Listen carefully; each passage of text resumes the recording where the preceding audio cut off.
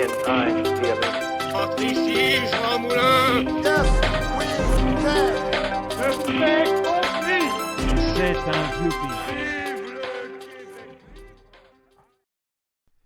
Bonjour à tous, alors quant à moi pour cette nouvelle chronique, je vais m'attarder sur la Chine et plus précisément son programme spatial.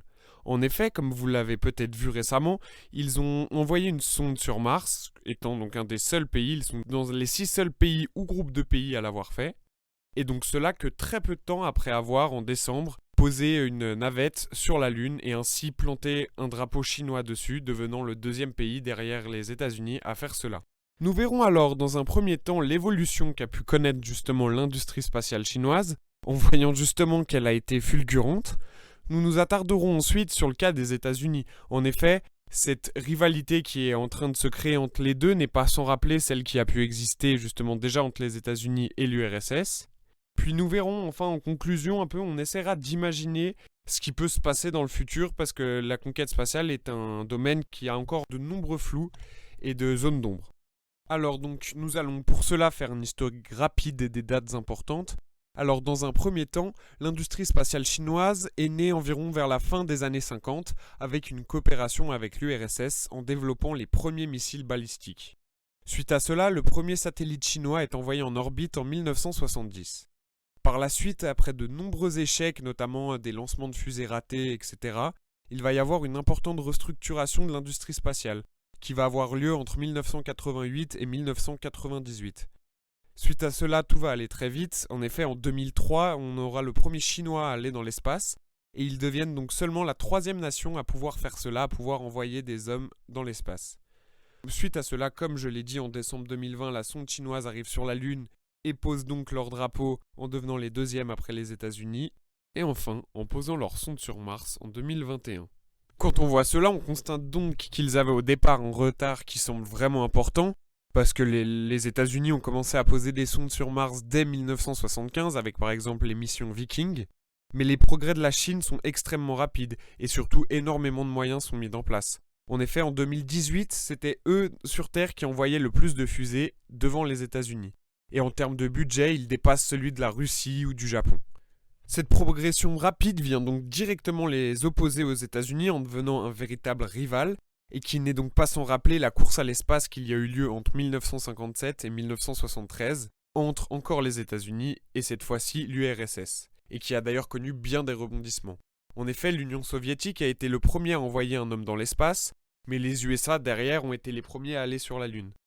Et tout ceci s'est finalement soldé sur une coopération, donc il n'y a pas réellement eu de vainqueur. Cependant, la comparaison connaît quand même très rapidement ses limites, dans le sens où la suprématie des États-Unis est encore bien présente. Par exemple, dans le marché du lancement de satellites, ils sont toujours devant et c'est largement dominé par SpaceX.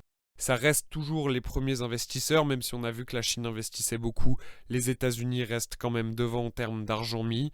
Donc pour l'instant, c'est pas encore une vraie concurrence, mais ça pourrait le devenir encore plus, vu comme notamment la fulgurance de l'évolution de l'industrie chinoise. La vraie lutte se jouera dans plusieurs années, avec l'exploitation des ressources spatiales, chose que l'on ne maîtrise pas encore, par exemple l'eau sur la Lune, ou encore l'utilisation de météorites pour faire du carburant de fusée, etc.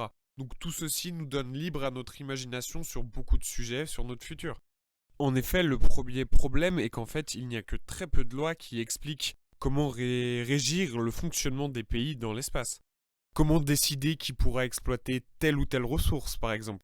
Car à part certains vieux traités comme ceux justement signés entre l'URSS et les USA dans les années 60, qui eux étaient plus axés sur la coopération et surtout sur l'interdiction d'armes de destruction massive dans l'espace, à part ça, il n'y a pas vraiment quelque chose de probant ou qui pourrait nous indiquer comment on va fonctionner justement dans la répartition des ressources, etc.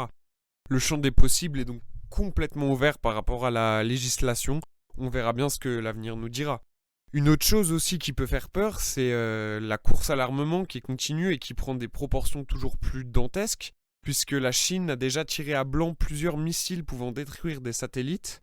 Et les satellites américains ont également déjà subi des piratages, donc vous vous rendez compte de l'impact que cela pourrait avoir dans le futur si des centaines de satellites étaient piratés, le monde ne fonctionnerait plus.